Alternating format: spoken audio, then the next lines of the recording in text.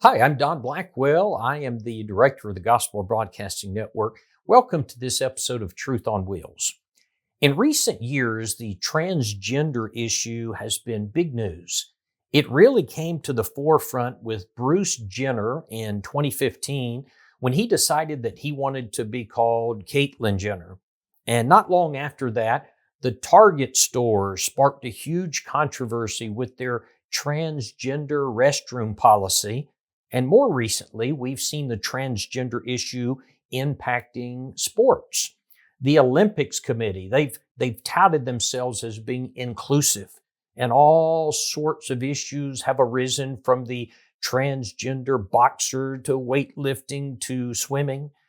And I've noticed that recently when I go to the doctor or I fill out some sort of a government form, that they'll oftentimes ask for my gender, and then it will have listed male, female, non-binary, or other, or language to that effect.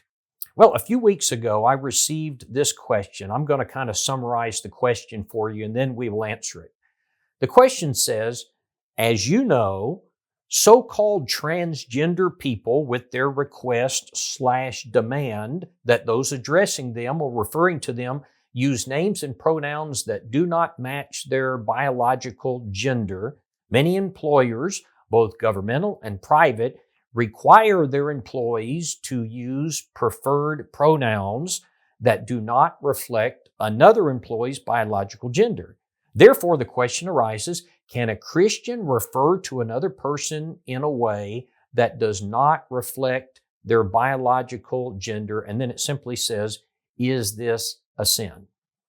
I'd never received a question quite like that before, and so I went online and I started doing some searching, and I found tons of articles addressing the gender pronoun issue. I found articles and charts like the one that you see on the screen. This particular one was entitled Implementing Pronoun Respect in HR Practices, Human Resource Practices. Now, I want you to look at the chart. Notice the pictures here. It's a little difficult to tell whether it's a male or a female. They clearly did that on purpose. And then they begin to introduce the pronouns.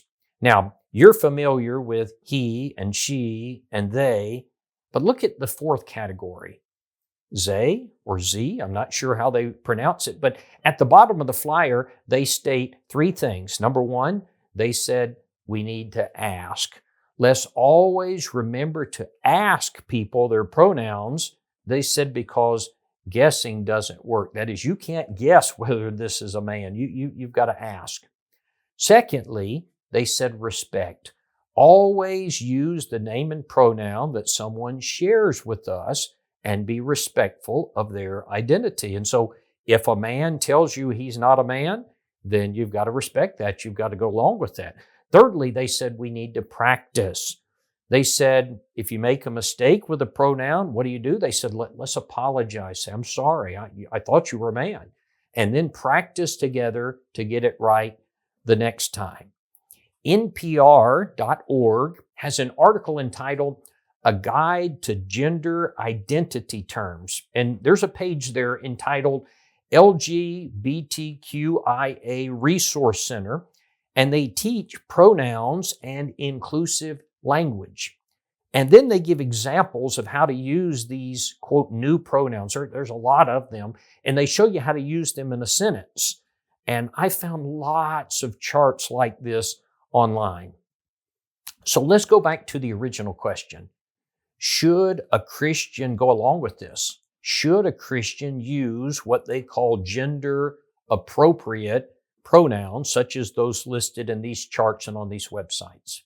Friends, first, I want to suggest to you that Christians do want to be respectful. Christians do want to be kind and loving. We never want to go out of our way to offend people. But at the same time, we cannot compromise the truth. And the truth is that God only created two genders.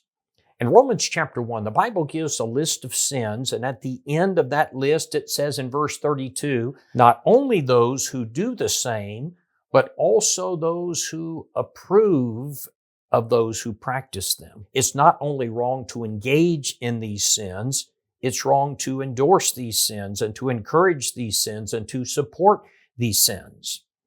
And so our question is, what's a Christian to do? What do you do if you work in an environment where they're telling you you have to do this? Well, we should resist it. I want to give you 7 reasons why a Christian should resist this and not go along with it. Number 1, God created males and females, and that's all. In Genesis chapter 1, the Bible says, "So God created man in His own image. In the image of God, He created him, male and female, He created them." Genesis 1:27. God created the biological sexes, and in the Bible, we find only 2 sexes and only 2 genders. We don't have the right to challenge God's decision on this matter. We can't go along with it. Number 2, man is forbidden to change the natural order of the male and the female. Now, in New Testament times, some people were already doing this. Paul said that even their women exchanged the natural use for what is against nature. Likewise, also the men, leaving the natural use of the woman, burned in their lust for one another, men with men committing what is shameful and receiving in themselves the penalty of their error which was due. Romans 1:26 and 27. Now, of course, that's talking about homosexuality, but the principle there is that God created us as males or females, and we don't have the right to behave like something other than what we are. Number 3, we find in the Bible that men should look like men and women should look like women. We find in the Old Testament that cross-dressing was forbidden. God warned that a woman shall not wear anything that pertains to a man, nor shall a man put on a woman's garment, for all who do so are an abomination to the Lord your God, Deuteronomy 22:5. That is, men were to look like men. Women were to look like women. It didn't matter if someone claimed to be something other than his or her biological sex. God still referred to that person as a woman or a man. And if it's wrong to wear the clothes of the opposite sex, it is certainly wrong to identify myself or claim to be the opposite or a different sex or gender.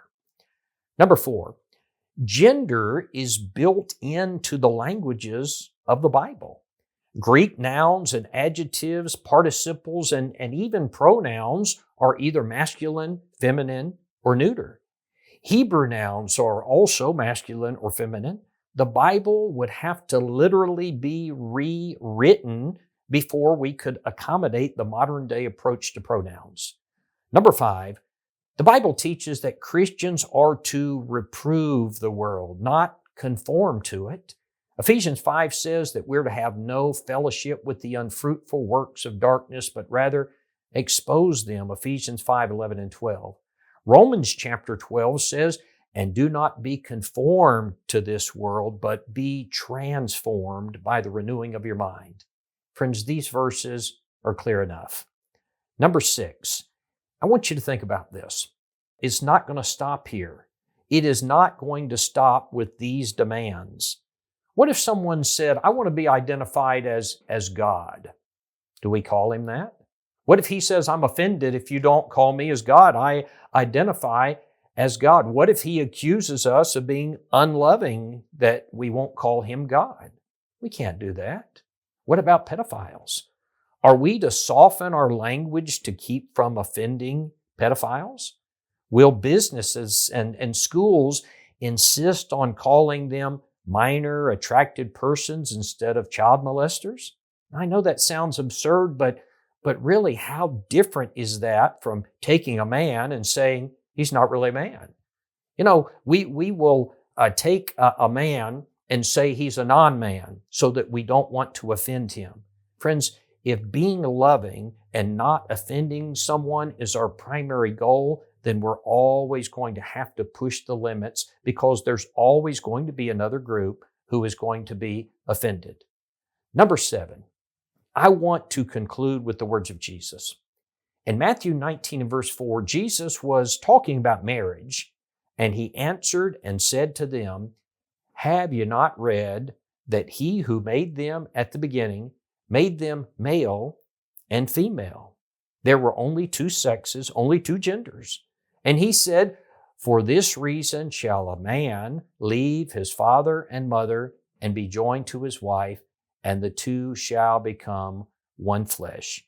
Jesus stated that there were only two options, a male and a female. Marriage involves a man and a woman. There's not even a description for any other category. A wealthy European, almost a century ago, he said that if there is a group that has power to print money, he said, then it doesn't matter who makes the laws. You know, we could say the same thing about music and customs in a society. When it comes to neo-pronouns, if we allow transgender advocates to define words, then everything else is going to fall.